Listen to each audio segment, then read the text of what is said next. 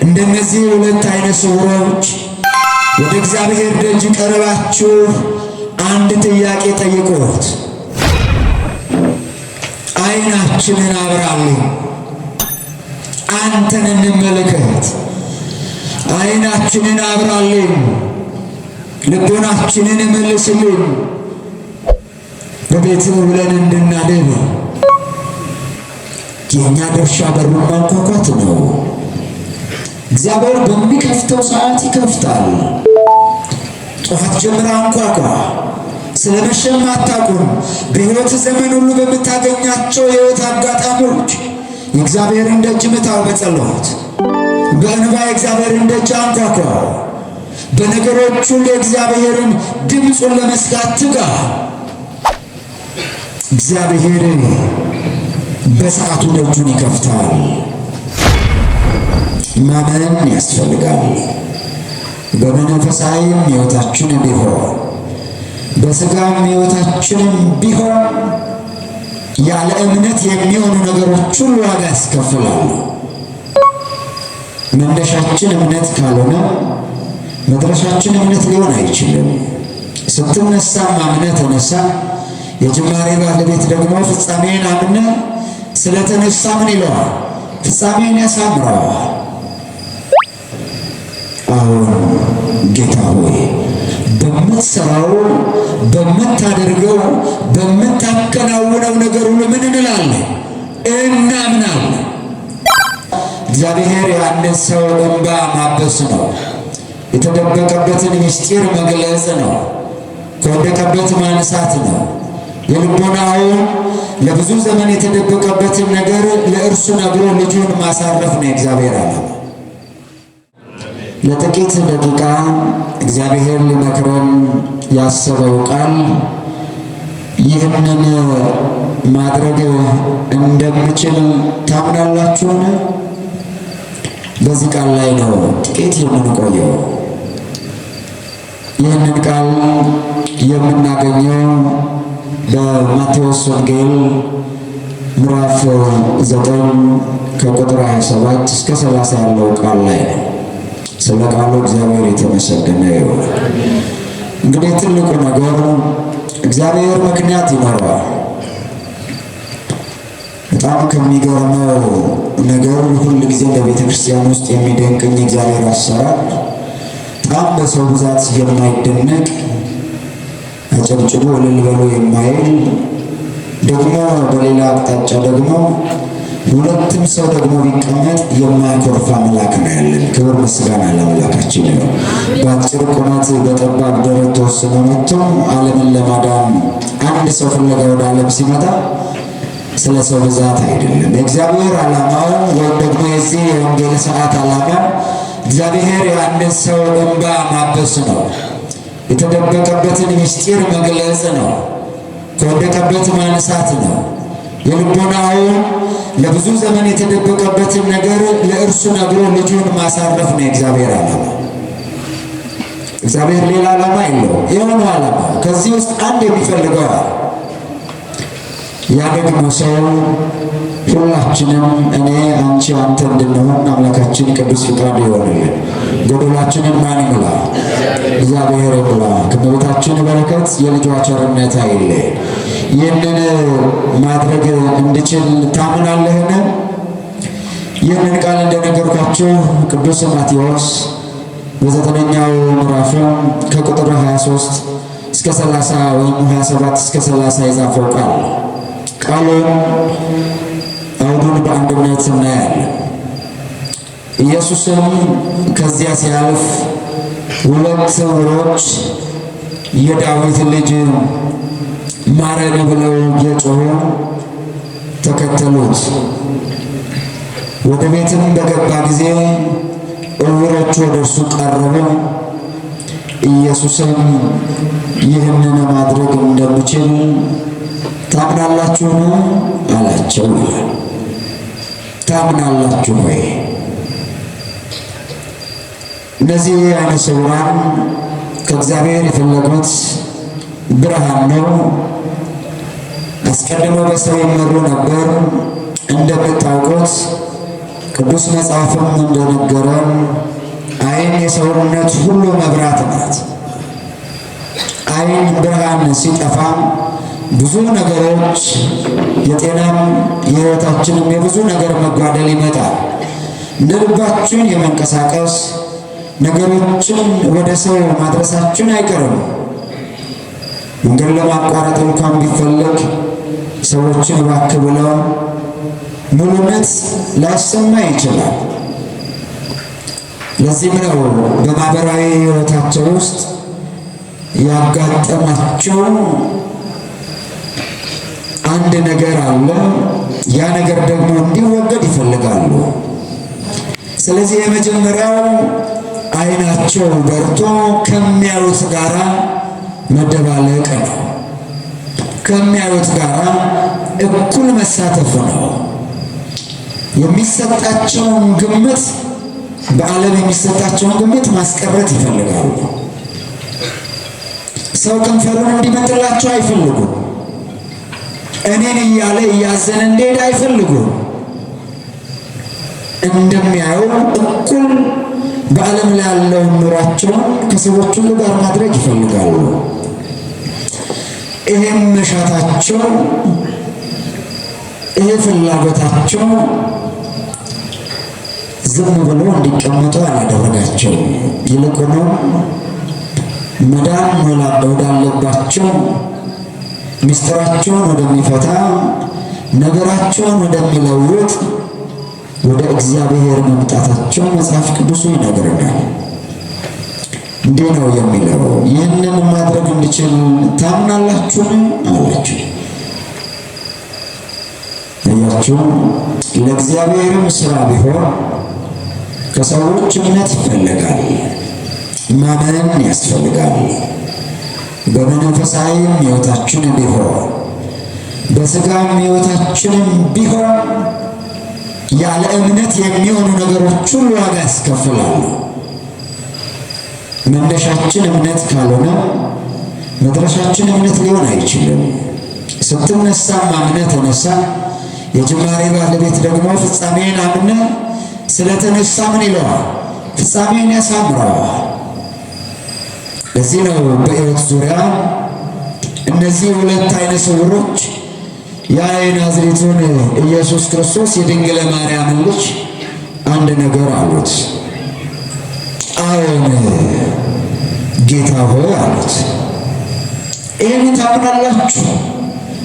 እንደማበራ አምናችሁን የመጣችሁት? ታሪካችሁን እንደምቀይር አምናችሁን የመጣችሁት? ሸክማችሁን እንደሚረግፍ አምናችሁን የመጣችሁት? እባረካለሁ ብላችሁን አምናችሁ የመጣችሁት? ታሪኬን እግዚአብሔር ይለውጠዋል።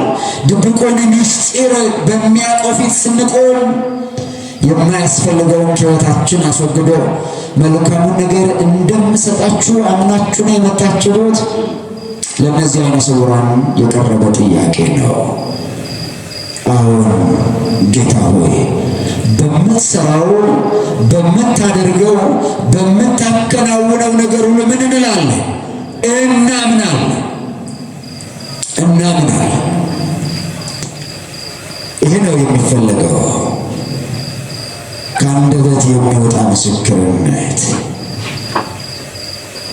ነገ ስለሚሆነው ዛሬ አምነዋል፣ ወይም ከጥቂት ደቂቃ በኋላ እግዚአብሔር ስለሚሰራው ስራ አምነው አዎ ጌታ ሆይ ማየትን ይፈልጋል። በሚያዩት መካከል እየተጋፋን የመጣ ነው። ብዙ ዋጋ የከፈልነው እናይ ዘንድ መሻቱ ስላለን ነው። ይህ እንዲሆን የእኛ ፍቃድ ነው፣ ያንተም ፍቃድ ይሁንልን አሉት። ጌታዬም ለስም አጠራሩ ክብር ምስጋና ይገባውና እንደ እምነታቸው ይሁንላችሁ ብሎ ተናገራቸው አለ። ክብር ምስጋና ለአምላካችን ይሁን። እንደ እምነታችሁ ይሁንላችሁ። በዚህ አላበቃም። ዓይናቸውን ወደ እርሱ እንዲቀርቡ አዘዘና ዳሰሳቸው ይላል። ሁለቱም ዓይነ ስውራን ዓይኖቻቸውን በሩ። ክብር ምስጋና ሰማይና ምድር ለፈጠረ ለእግዚአብሔር ይሁን። አመስግኑት እግዚአብሔር። እግዚአብሔር ልጆች በዚህ የመጽሐፍ ቅዱስ ብርቱ ሐሳብ ላይ የምንመለከተው ብዙዎቻችን ዓይናችን ቢመለከትም ውሳጣዊ ልቦናችን ግን ታውሯል። መመልከት ያለብንን ሳይሆን መመልከት የሌለብንን በዚህ እንታወቃለን።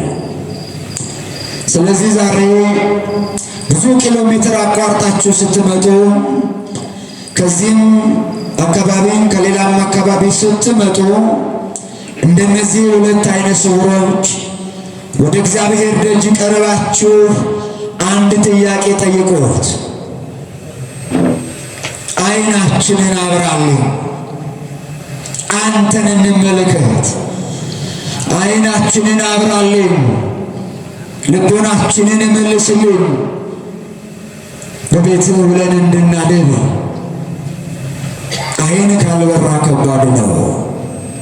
የብዙዎች ዓይን የሚያይ የሚመስል ነገር ግን አሁንም ጳውሎስ እንደተናገረው በአብዛኞቻችን በድንግዝግዝ ነው የምናየው። የጠራ ነገር የለንም።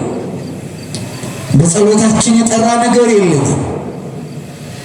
በአምልኮታችን የጠራ ነገር የለንም።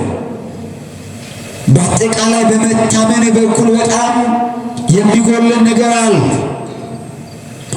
እንደምታውቁት ቅዱስ ጳውሎስ ወደ ዕብራውያን በጻፈው ለነዚያ ለካህናት አገር ለተወዳጁ ሕዝብ በ11ኛው ክታቡ ላይ ያለ እግዚአብሔርን ያለ እምነት ደስ ማሰኘት አይቻልም ብሎ ነግሮናል። ለዚህም ነው እግዚአብሔርን የምንጠይቀው በርካታ ነገሮች አሉ።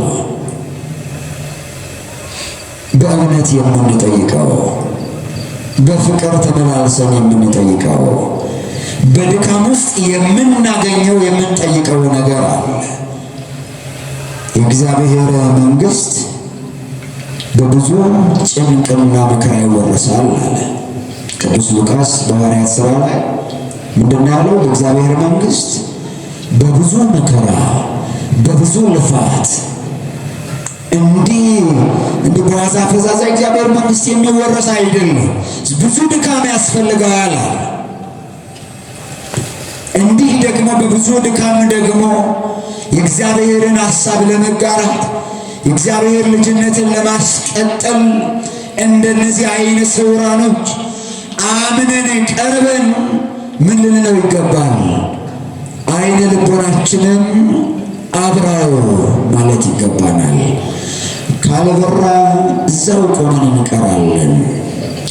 ፈልጉኝ ታገኙኝማላችሁ፣ አንኳኩ እከፍታለሁ፣ እሹኝ ታገኙኛላችሁ ብሎ በቅዱስ ማቴዎስ ወንጌል በምዕራፍ 7 ቁጥር 7 ላይ ተናገረ።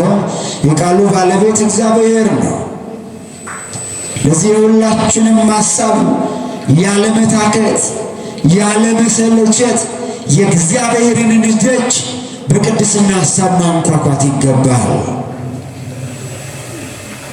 የእኛ ድርሻ በሩን ማንኳኳት ነው። እግዚአብሔር በሚከፍተው ሰዓት ይከፍታል። ጠዋት ጀምራ አንኳኳ። ስለመሸም አታቁም። በሕይወት ዘመን ሁሉ በምታገኛቸው የሕይወት አጋጣሚዎች የእግዚአብሔርን ደጅ ምታው። በጸሎት በእንባ የእግዚአብሔርን ደጅ አንኳኳ። በነገሮች ሁሉ የእግዚአብሔርን ድምፁን ለመስጋት ትጋ። እግዚአብሔር በሰዓቱ ደጁን ይከፍታል። ይሄ የሁላችንም በመንፈሳዊ ሕይወታችን ዘልቀን ፍሬ እንዳናፈራ ከሚያደርገን አንዱ እዚህ ጋር ሁላችንም ልብ ማለት ይገባል።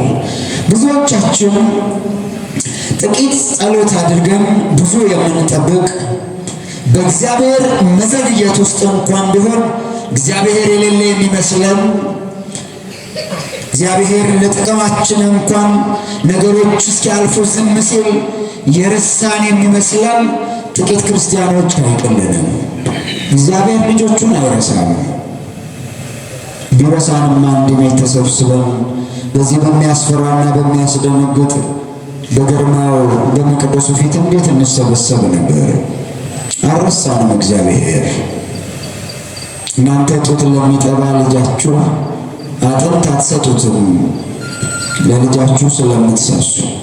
እግዚአብሔር ደግሞ ከተራ ወላጅ ይልቅ ስለ ልጆቹ ያስባል። ጥያቄያችንን በሰዓቱ እንጂ ከሰዓቱ ውጭ አይመልስም። ለዚህም ነው ልክ እንደነዚህ አይነ ስውራን ቀርቦ አይናችንን አብራራ እንድናይ ፈቃድ ይሁንልን። አንተን ስናይ ከዚህ ዓለም ያለው ግብራችን ምን ይላል? ይወገዳል። በዚህ ዓለም ሐሳብ አንጨነቅም። ከአንተ ጋር የሆነ በብዙ ደስታና ሐሴት ውስጥ ይኖራል። መጽሐፍ እንዳለም ዓለም ሳይሆን ተስፋችን እግዚአብሔር መሆኑን ለማረጋገጥ ይገባል። ቅዱስ ዳዊት በመዝሙር 26 ላይ ልጄ ሆይ በርታ፣ ጽና፣ እግዚአብሔርን ብቻ ተስፋ አድርገው። እግዚአብሔርን ደግሞ ተስፋ ያደረጉ ምን አይሉ? አያፍሩ። ለዚህም ነው በዚህ የቅዱስ መጽሐፍ ሐሳብ ላይ እግዚአብሔርን ተስፋ ያደረጉ ሰዎች ወደ እርሱ ቀርበው ምን አሉ? እስካሁን ብዙ ምን ተመላለሰናል፣ ያድኑናል ብለን በብዙ ሐኪሞች ላይ በባላይም ቢሆን በወቅቱ ባለው ነገር ደክመናል። አዋቂ የምንላቸው ሰዎች ጋር ሁሉ ሄደናል፣ አዳርሰናል። ያልረገጥነው ነገር የለም፣ ያልደረስንበት ነገር የለም። ግን ዓይናችንን መክፈት የሚችል አላገኘንም። ስለዚህስ ዓይንን የፈጠርክ አንተ ነህ፣ ደግሞ የተዘጋውን መክፈት የምትችል አንተ ነህ። በደረቅ ግንባር ላይ ዓይንን ሰርተ በሴሎም ሄዶ ተጠምቆ እያመሰገነ የሚመጣውን ያንን ሰው ያንን የከበረ ሰው ልብ በሉት። ለዚህም ነው እግዚአብሔርን መፈለግ፣ እግዚአብሔርን አጥብቆ መፈለግ የኔና የእናንተ ክርስቲያኖች የመጀመሪያው ዕቅዳችን ሊሆን ይገባል። እግዚአብሔርን በመፈለግ ነው ማግኘት የሚቻለው። ቅዱሳን አባቶቻችን አስቀድሞ እነ ደጉ እና በብዙኃን አብርሃም እግዚአብሔርን በስነ ፍጥረት ተመራምረው እግዚአብሔርም ዘንበል ብሎላቸዋል። እኔ ወደማሳይ ምድር ወጣ፣ ከሐሳብ የተቃራኒ የሆኑትን እናትና አባትን እንኳ ምን በል ትተውጣ። ይህንን እንደማደርግ አታምንምን? አብርሃም አምናለሁ አምናለሁ፣ አንተ ተናግረህ ማየው ምን አለ? ውጣ አልከኝ እወጣለሁ፣ ከአንተ ትእዛዝ ውጭ አልወጣም።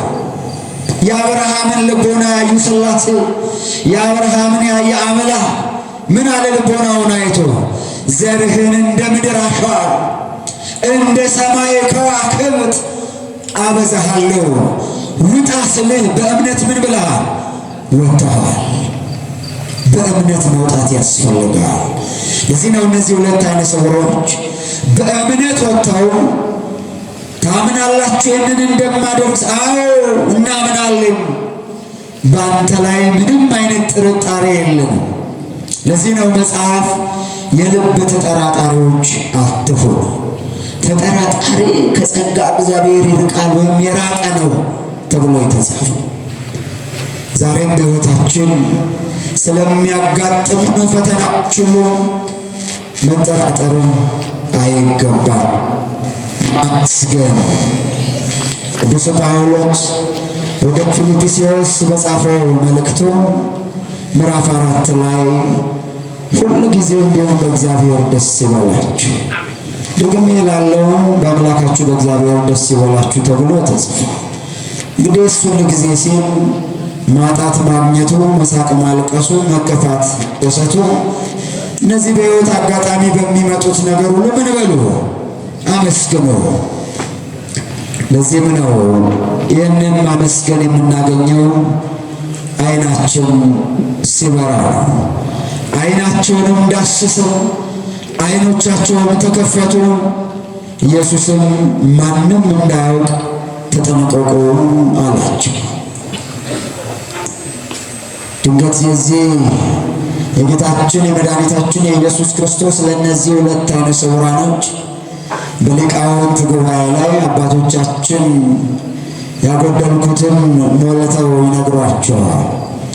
ሳይማር አስተማሪ የሚሆን ሳይበቃ በቅቻለሁ የሚል ከጸሎት የራቀ ጸሎተኛ ነኝ የሚል እነዚህም የበለጠ ሲያጎላቸው ለማንም እንዳትናገሩ። ይሄ የተደረገውን ወንጌል ይሄ የተደረገውን ተአምር ለመናገር ምን ያስፈልጋል? ሀብተ መንፈስ ቅዱስ ያስፈልጋል። አንዴ መስክሮ ወደ ኋላ መመለስ አዋጭ አይደለም። የብዙዎቻችን ሕይወት ለዚህ ነው ወደፊት ሲሆን ወደ ኋላ እየሆን ቆምን ስባል እየወደቀን ያለ ነው። ሳንበቃ የበቃን ሳንጸና የጸናን እኛ ክርስትና ሳንነሳ ልናቋቁም የምንሄድ ብዙ ክርስቲያኖች አለን። እኛ ያሌለንን ሕይወት ለሰዎች የምንሰብክላቸው ብዙዎቻችን እንደዚህ አይነት ሕይወት ነው ያለ።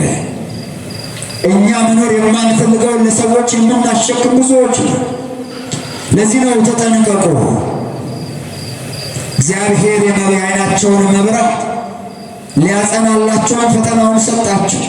ለማንም አትናገሩ። ተናጋሪው ተራ ግለሰብ አይደለም። ለስም አጠራሩ ክብር ምስጋና ይግባውና ማን ነው እርሱ? አምላካችን መድኃኒታችን ኢየሱስ እንዳትምና። ይህ ትእዛዝ ነው። ይህንን እኮ በዘፍጥረት ላይ አባታችን አዳምን አትንካ፣ ከዚህ ሁሉ እንድትበላ እንድትጠጣ ነገሮችን ሁሉ በአንተ እጅ ላይ ጥዬልሃለሁ፣ የምትፈልገውን ነገር አድርግ፣ ነገር ግን ከትእዛዚት አንደኛው የሆነችውን ዕፀ በለስ እንዳትበላ አለው። እግዚአብሔር አይደለም ፍሬውን እንደ ሙሉውን ዛፍ አባታችን አዳም ችሎ ቢበላ የሚጎልበት አምላክ አባት ሆኖ አይደለም። ነገር ግን በዛፉና በአዳም መካከል ምን አለ? የተሰጠ ትእዛዝ አለ። እግዚአብሔር ስለ ፍሬው ሳይሆን ስለዛ ትእዛዝ አዳምን ሲገሥጸው መልሶም ደግሞ ሲፈልገው አላችሁ። ለዚህም ነው እግዚአብሔር አምላካችን ማንም እንዳያውቅ ተጠንቀቁ፣ በብርቱ ነው ያዘዛቸው ይላል ወንጌሉ። በምን አዘዛቸው?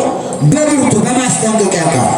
ልክ እንደ አባታችን እንደ አዳም በብርቱ ይሄን የበላ ቀን የሞትን ሞት ምን ትላለህ? ትሞታለህ። ይህ ብርቱ ትእዛዝ ነው።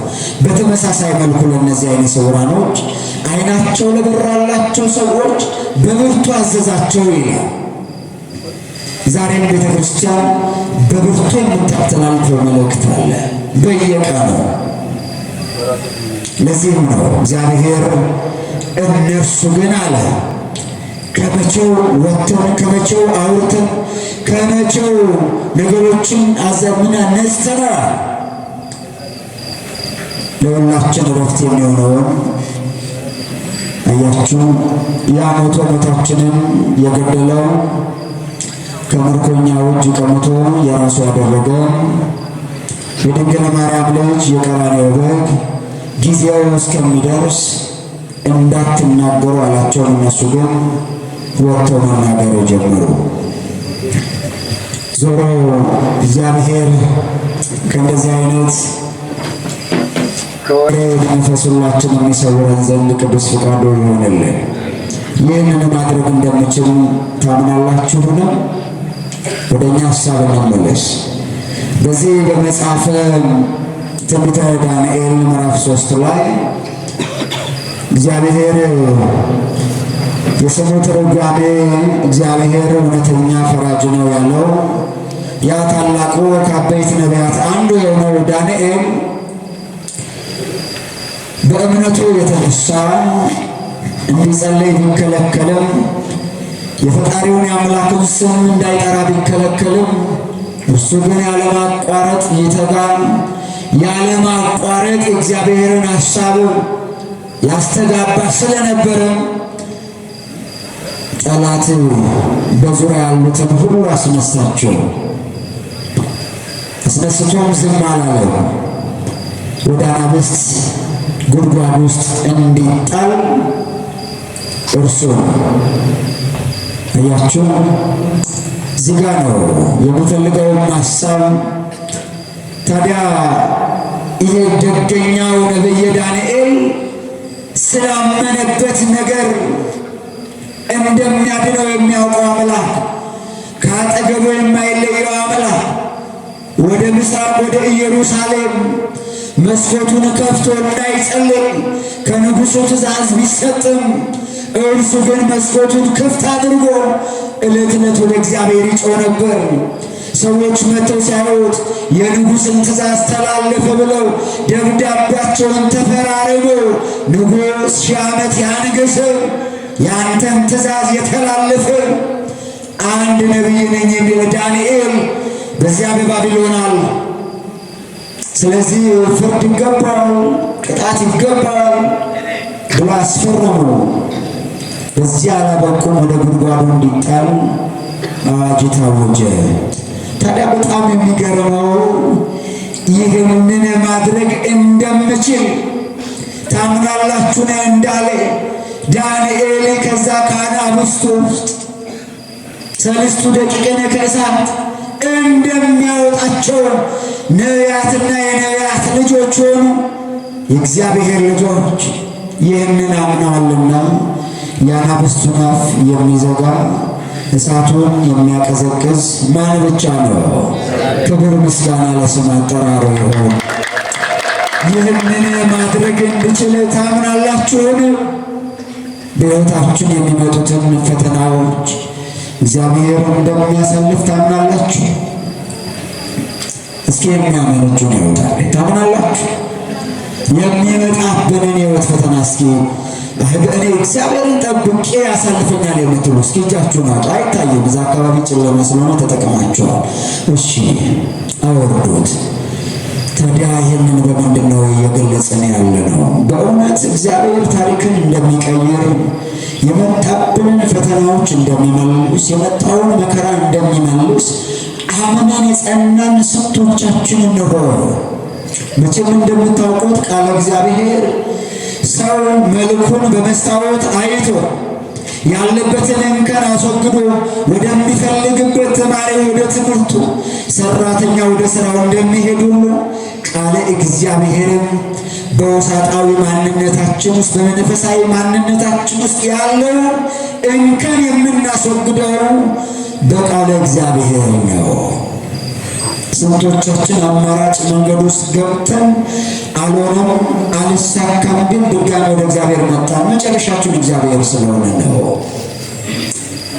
እስከ መጨረሻው ጸንቶ እግዚአብሔር ታሪክን እንደሚቀይር አምናለሁ። እግዚአብሔር በነገሩ ያለው ያድነኛል፣ ደግሞ ይህንን ያደርግ ዘንድ እንደሚችል አምናለሁ ያለ ስንት መናን ይሆን? እግዚአብሔር አምላካችን ወደዚህ ትልቅ እምነት እንዲያመጣን ቅዱስ ፈቃዱን ይሆንልን። አንዳንድ ጊዜ እግዚአብሔርን የምንስልበት መንገድ ይገርመኛል። እግዚአብሔር እንደምታውቁት ተራ ወታደር አይደለም፣ ተራ ንጉሥ አይደለም። እሱ ሰማይና ምድርን ያጸና የነገሥታት ንጉሥ የጌቶች ጌታ ነው። አያችሁ፣ ለዚህ ምን እኮ እሳት የአናብስቱን አፍ የዘጋ ማንም አይደለም፣ እግዚአብሔር። ባሕርን ከፍሎ ያሻገረ ማን ነው? ማንም አይደለም፣ እግዚአብሔር ነው። እነማንን ያሻገረው ብለን ስናይ ይህንን ማድረግ እንደሚችል ያመኑትን አማኞች ነው።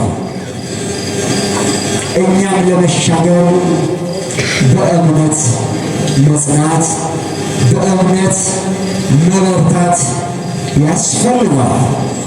ብርሃናተ ዓለም ቅዱስ ጴጥሮስ በአንደኛ መልእክቱ ምዕራፍ 1 ላይ የልቦናችሁ ነገር ታጥቃችሁ፣ የምናችሁ የልቦናችሁ ነገር ታጥቃችሁ በመጠኑም እየኖራችሁ ኢየሱስ ክርስቶስ ሲገለጥ የምታገኙትን ጸጋ ፈጽማችሁ ተስፋ አድርጉት።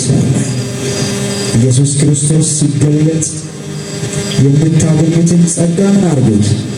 ተስፋ አድርጉት። ብዙዎቻችን በዚህ ዓለም በሚቀረው ነገር ላይ ነው ርብርብ እያደረግን ያለ ነው። አላግባባ ያለን መንፈሳዊ ነገር አይደለም። ብዙዎቻችንን አላግባባ ያለን በጣም ተራ ለእግዚአብሔር የማይመች ሀሳብ ላይ ሰው ይረባረው። ለዚህም ነው ብርሃናት ዓለም ቅዱስ ጴጥሮስ የልቦናችሁን ወገብ ታጠቁ፣ ልቦናን ንጹሕ ማድረግ፣ ልቦናን ለእግዚአብሔር መስጠት፣ ለፈጠረን ጌታ ልብን መስጠት ግድ ነው። ለዚህ ነው መጽሐፋችንን በመጠኑ እየኖራችሁ በመጠኑ ዛሬ ብዙዎቻችን ፈተና ወይም ደግሞ ይህን ነገር ማድረግ እንደማይችል የሚሰማን በመጠኑ የመኖር ልምምድ ስለጎደለን ነው። ሰው በተሰጠው ጸጋ በተሰጠው ልክ መኖር ሲችል ብቻ ነው ሁሉ ጊዜ ትክክል የሚሆነው። የብዙዎቻችን ግን መዳከር ከተሰጠን ሕይወት ውጭ ነው። ትክክለኛ አኗኗር ለመኖር ልካችንን ማወቅ አንድ የክርስትና ጥበብ ነው። ሰው ልክ አለው። ማንም እንደ ቤቱ እንጂ እንደ ጎረቤቱ እንዲያስብ እንዲኖርም አልተፈቀደም። ለዚህ ነው በመጠኑ እየኖራችሁ።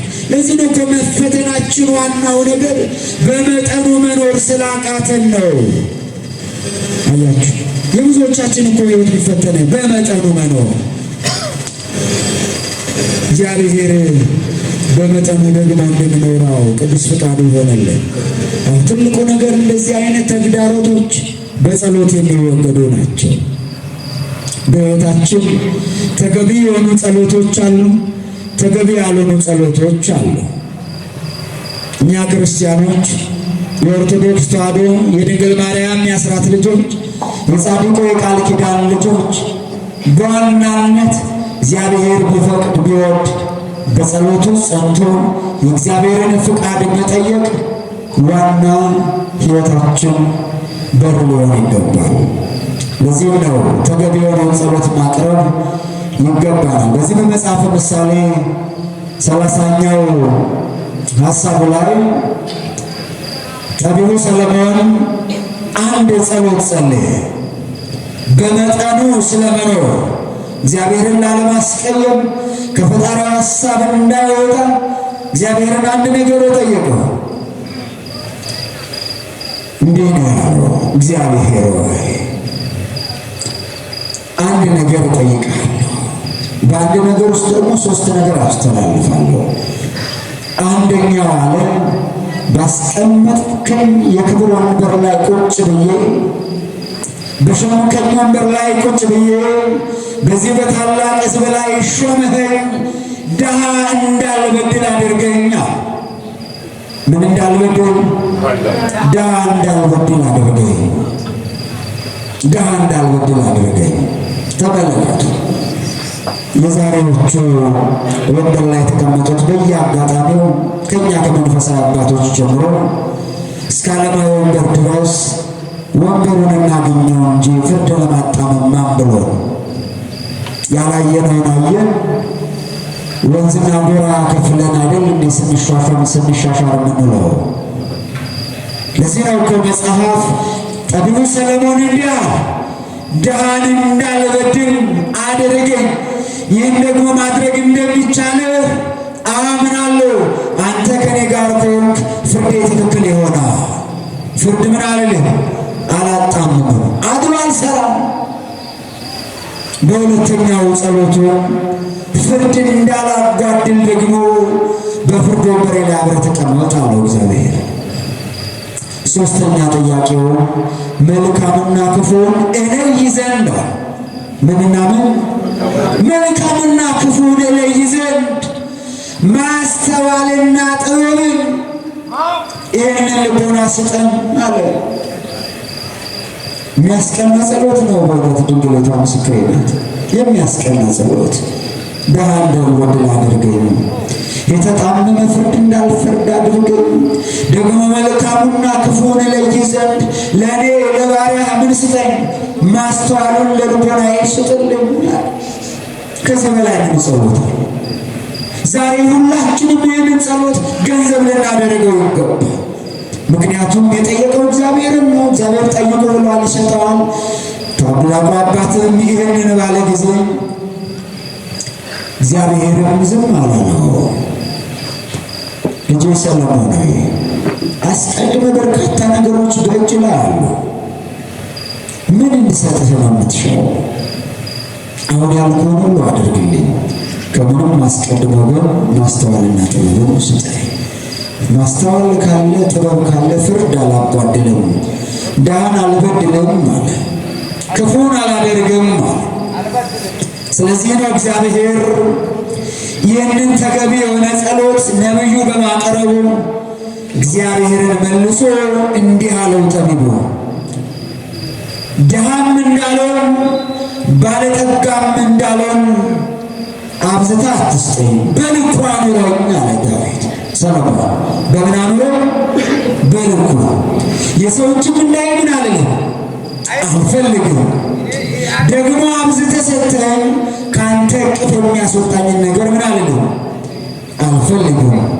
ነቢያት የናቁትን፣ ሐዋርያት የናቁትን፣ አበው የናቁትን ከእግዚአብሔር እንደለያቸው ሲያውቁ እነዚህ ሁሉ ያስወገዱት የእነዚያን የቅዱሳንን ጸሎት እኛ ደግሞ እነሱ ከጣሉበት አንስተን ዛሬ እርስ በርስ የምንባላው በዚህ ጉዳይ ነው።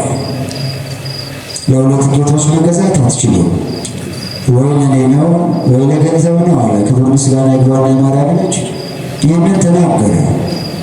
ለዚህ ነው መጽሐፋችንም ደህንነትና ባለጸግነትን አትስጠኝ፣ ያም ሲበዛ ማማረር አለው፣ ሲበዛም ደግሞ ከእግዚአብሔር እቅፍ ያስወጣል። ስለዚህ በምድር ላይ ስኖር በኮንትራት ዘመኔ አንተንም እንዳላጣ ድሆችንም እንዳልበድል መጠነኛ የሆነ ኑሮ ስጠኛል። እኔና እናንተ የምን ጸሎት እንጸልይ ይሆን? እግዚአብሔር እውነት ይጨምርልን። ሐዋርያትም ይህንን ያሉት ጌታ ሆይ እንዳንበድልህ እምነት ጨምርልን። እምነት ያለው ሰው ያስተውላል። መጨረሻ ምን አለ? እንዳልጠግብና እንዳልበድልህ ምን እንዳልልህ?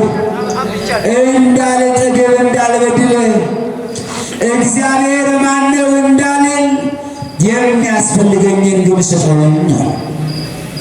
የሚያስፈልገኝን ምን በለኝ? ስጠኝ። እንዳልጠግብ እንዳልበድልህም የሚያስፈልገኝን አምላክ ሆይ ስጠኝ። ይህንን ደግሞ ጥያቄ ያቀረበው ለሰራዊት ጌታ ለእግዚአብሔር ነው። ይህንን ማድረግ እንደሚችል ለታመነበት አምላክ ነው ጥያቄውን ያቀረበው። ለዚህ ነው የሚያስፈልገኝን ምን በለኝ ስጠኝ ነው። ዛሬ የሚያስፈልገን ነገር ነው የምንጠይቀው ወይስ የማያስፈልገን ነገር ነው? ይህ ሁላችን ጥያቄ ነው። እግዚአብሔር የሚሳነው ነገር የለም፣ ሁሉን ያደርጋል። የሚጠቅመንን ከልክሎን አያውቅም። እኛ ግን ሲዘገይ የማይመጣ ዝም ሲል ያለለ ስለሚመስለን ብዙዎች በሕይወት አጋጣሚ ስንስተካከል እንታያለን። እግዚአብሔር ለሁላችን ማስተዋሉን ይስጥ። ለዚህ ነው ብርሃናት ዓለም ቅዱስ ጳውሎስ ወደ ኤፌሶን በጻፈው 6ኛው ክታቡ ላይ በማስተዋል ጸልዩ አለ። የሚያስፈልገን ነገር ተገቢ ጸሎት ማድረግ አለብን። እግዚአብሔር ጆሮ ደርሶ መልስ የሚያመጣ ጸሎት መሆን አለበት። በማስተዋል ምን በሉ ጸልዩ፣ በማስተዋል ጸልዩ። የብዙዎቻችን ጸሎት በማስተዋል መሆን አለበት። ሳናስተውል የምንጸልያቸው ጸሎቶች ሁሉ መልሳቸው መልካም አይሆንም። ለዚህ ነው የትምህርታችንን ማብቂያ የሚሆነው በዚህ በዮሐንስ ራእይ ምዕራፍ 20 ላይ ለምስሉም ያልሰገዱትን ምልክትን በግንባራቸውና በእጃቸው ላይ ያልተቀበሉትን አየው፣ ከክርስቶስም ጋር ነገሱ ይላል። እግዚአብሔር እንደሚያደርግ፣ እግዚአብሔር እንደሚችል፣ እግዚአብሔር ነገሮችን መለወጥ እንደሚችል ያመኑ ሌላ አማራጭ ውስጥ ያልገቡ እግዚአብሔር ዘገየ ብለው የማይሆን ነገር ላይ እንዳይቆሙ ወይም ደግሞ እነዚህን ለያቸውና በታመኑትን ክርስቲያን የታመኑት አማኞችን ምን አላቸው? ከክርስቶስ ጋር ነገሱ አለን ባለ ራእዩ ቅዱስ ዮሐንስ። ከክርስቶስ ጋር ምን አሉ? ነገሱ። ዛሬም መንገስ ይቻላል። የበደሉትን ይቅር ብሎ የቀሙትን መልሶ የበደሉትን ክሶ ከእግዚአብሔር ጋር መንገስ ይቻላል። ከቂም ከበቀል ተለይቶ ከእግዚአብሔር ጋር መንገስ ይቻላል። የሥጋ ፈቃዳችንን እየታገስን ለነፍስ ፈቃዷ ብቻ ዕድሉን ከሰጠና ከእግዚአብሔር ጋር መንገስ ይቻላል። ለዚህ ነው መጽሐፋችንም ከክርስቶስ ጋር ነገሱ ብሎናል። ዛሬም ንስሐ የተሠራው ለሁላችን ነው። ብዙዎቻችን ወደ ሕይወት ጎዳና ወደ ንስሐ ለመመጣት ምን እንፈጥራለን? ምክንያት እንፈጥራለን። እኔ ወጣት ነኝ፣ እኔ ነጋዴ ነኝ፣ እኔ በርካታ ለዚህ ለንስሐ ለሥጋው ደግሞ የሚያመች ሕይወት የለኝም እንላለን። ብዙዎቻችን በዚህ ምክንያት ውስጥ ነው ያለነው። እግዚአብሔር ግን ከምክንያታችን በላይ መሆኑን ልታውቁ ይገባል። እግዚአብሔር እኛ ከምናቀርበው ምክንያት በላይ ነው አባትነቱ። ስለዚህ ምክንያታችንን ወደ ጎን መተው ይገባናል። ለዚህም በአንድ ወቅት ወደ ኢያሪኮን ገብቶ ያልፍ ነበር አለ። የሉቃስ ወንጌል ምዕራፍ 19 ላይ ትምህርት ማብቂያ ይሆናል። እናም ዘኬዎስ የሚባል በቁመቱ አጭር የነበረ ሰው የኢየሱስ ክርስቶስን በዚያ ጎዳና መመላለስ የሰማ ብዙዎች የሚከተሉት፣ ብዙዎች ያበረከተውን የሚመገቡ፣ ብዙዎች ዓይናቸው የበራ፣ ብዙዎች አንካሶች የረቱ፣ ለምጻሞች የነጹ በእርሱ እጅ ነውና ይህንን ደግሞ ነገር ማድረግ እንደሚችል ባምን ከዚህ በላይ ያለው ዋጋዬ ይበዛል። ልብ ውስጥ የነበረው እውነት ጌታን እንዲያስገድዶታል። ስለዚህ ቁመቱም አጭር ስለነበረ ይህንን ወንጌሉ ፊት ለፊት ማየት ባይቻለው፣ ነገር ግን እግዚአብሔርን ለማግኘት እግዚአብሔርን ለማየት ምንም አይነት ምክንያቶች ዘኬዎስ ሊያቀርብ አልፈለገም። ምክንያቱም ነበረ፣ ቁመቱ ነበር አይደል? ዛሬ እኛ የምናቀርባቸው ምክንያቶች በጣም በርካቶች ናቸው። ዘኬዎስ ግን ቁመቱ ምን አልሆነው? ጌታውን ለማየት የጌታውን ሕይወት የሆነውን ቃል ለመስማት ቁመቱ ምን አልሆነው? ምክንያት አልሆነው። ምክንያቱን የሚያሸንፍበትን ሌላ መንገድ ፈጠረ። ሌላ መንገድ ቀና ብሎ እግዚአብሔር መንፈስ ቅዱስ ልቦናውን ስላየው በራ። የሾላ ዛፍ ነበረ። በሾላው ዛፍ ላይ ወጥቶ ጌታውን ምን አለው? ተመለከተው። አያችሁ፣ ምክንያቱን ወደ ጎን ያደረገ ለመዳን ምክንያት መፍጠር እንጂ ለመጥፋት ከቤቱ ለመራቅ ምክንያት መደርደር አስፈላጊ አይደለም። ከእግዚአብሔር ጋር ለመኖር ምክንያት መፍጠር እንጂ ከእግዚአብሔር ለመለየት ምክንያት መፍጠር አይገባም። ዘኬዎስ ምክንያቱን ወደ ጎን ብሎ ሾላ ላይ ወጥቶ ጌታውን ተመለከተው። እንዲህም አለው፣ ጌታዬ መድኃኒቴ ኢየሱስ ክርስቶስ የትምህርት መነሻ ይህንን ማድረግ እንደሚችል የታመነውን ዘኬዎስን ና ውረድ ከዛፉ ላይ፣ ዛሬ በቤትህ እራት እበላለሁ። ለአንተ ለአብርሃም ልጅ ለአንተና ለዘርህ ለአንተና ለቤትህ ይህንን ለአንተ የተደረገውን የሕይወት ምስጢር ላመኑት ሁሉ ዛሬ መዳን ሆኖላቸዋል። ና ከሾላ ውረድ አለው። ክብር ምስጋና ለአምላካችን ይሁን። ዛሬ ብዙዎቻችን በሾላ ላይ ተሰቅለን መውረድ አቅቶናል። በእውቀት ሾላ ላይ ተሰቀላል። በገንዘብ ሾላ ላይ ተሰቀላል። በትዕቢት ሾላ ላይ ተሰቀላል። በሥጋ ፈቃድ በኃጢአት ሾላ ላይ ተሰቀልናል። እግዚአብሔርን ለማስደሰት ጥሪውን በብዙ ቁጥሮች ቅድስት ቤተ ክርስቲያን ከሾላ ላይ ውረዱ ትላለች። እኛ ደግሞ አንወርድም ያለን ጥቂቶች አይደለንም። ልቦናቸውን ከቂም ከበቀል ለዩ ሲባል እምቢ፣ ከዚህ ሾላ ላይ ምን አልልም አልወርድም፣ የሚያዋጣኝ ይህንን ይዞ መኖር ነው። ብዙ ክርስቲያኖች እንዲህ በሾላ ላይ ቁጭ ብለን አልወርድም ያለን አለ። ውረዱ። ካልወረዳችሁ መዳን የለም። ካልተዋችሁ አይተውም። ይቅር ካላላችሁ ይቅር አትባሉ። ወደ እግዚአብሔር ፊታችሁን ካልመለሳችሁ እግዚአብሔር ወደ እኛ ፊቱን አይመልስም። ና ውረድ ከሾላው ላይ። ለአንተ ለአብርሃም ልጅ ለቤተ ምን ሆነዋል? መዳን ሆነዋል። ይህንንማ አምናለሁ። ተመልከቱ፣ አምናለሁ። እንዴት እንደወጣ ያላወቀው ዘኬዎስ ሰዎች ተሸክመው አወረዱት። አንተ ብቻ ፈልገው እግዚአብሔር ሳያዘጋጃል አያዘጋጅም። አይናችን አላየም።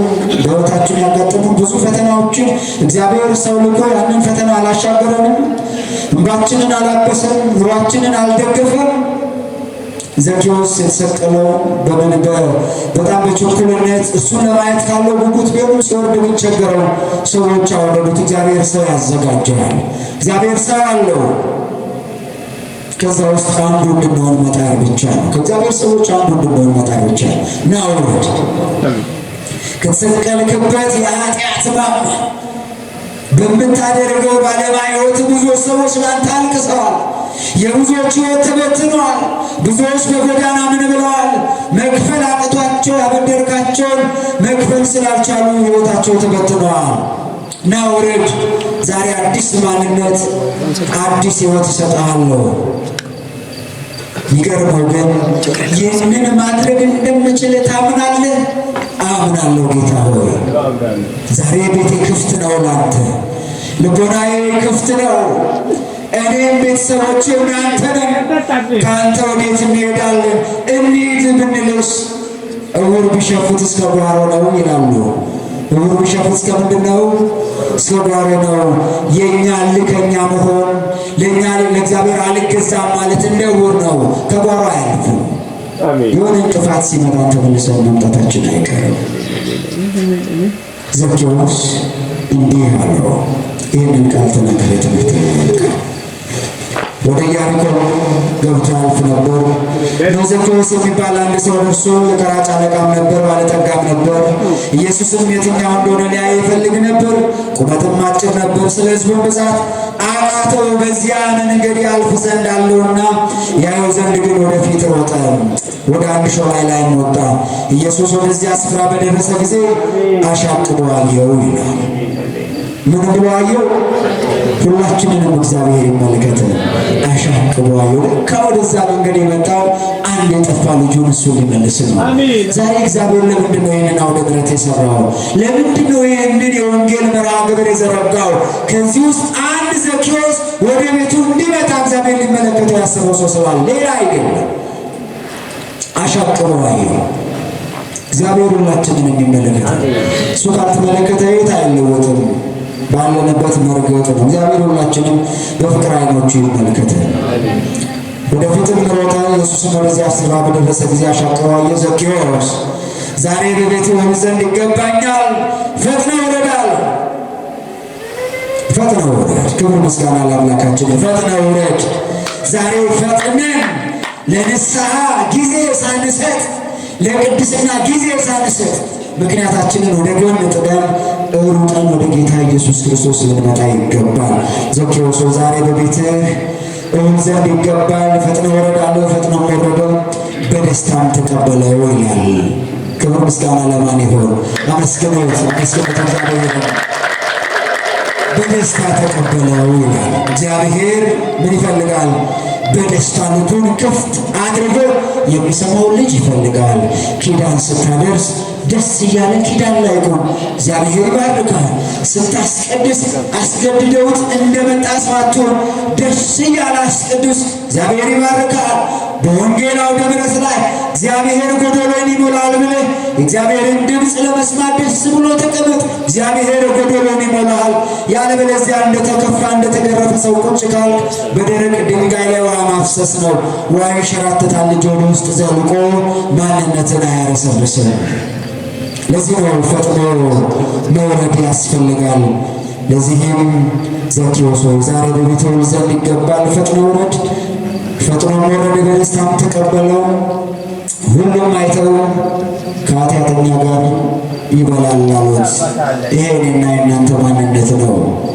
ሰው ሲለወጥ በክርስትና ሲጸና ባለማየቱ የተስተካከለ ነገር ሲኖረው በጣም እንቅልፍ የምናጣ ሰዎች አሉ። በጣም እንቅልፍ የምናጣ ሰዎች አሉ። እግዚአብሔር ማስተዋል ይስጥ።